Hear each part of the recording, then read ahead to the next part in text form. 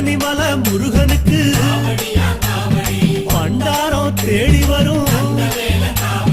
aunty முகம் காண வரும் ஆவினன்குடி தேடி வரும் கால்நடையா வந்த காவடி இது தேடுவது கந்தன் காலடி